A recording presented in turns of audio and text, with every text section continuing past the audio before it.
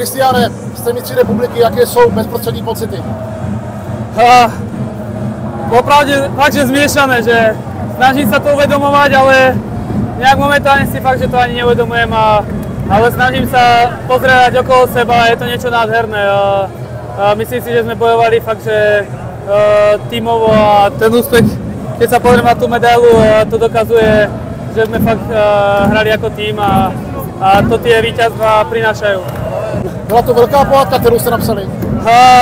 Ako znova vravím, o týždeň sa znova senka otočím a poviem si, že to bola brutálna pohádka, ktorá mala aj hore, aj dole strašné up and downs, ktoré tento tým fakt dal dokopy a to si extrémne vážim. Co vám pomohlo v těch chvílích, když jste byli právě dole, abyste se dostali zpátky nahoru?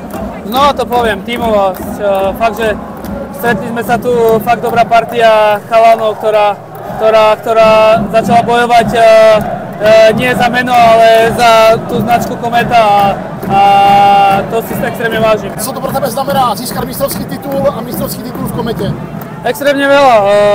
Ako hráč hrám od mala kvôli tomu, aby som zvíťazil.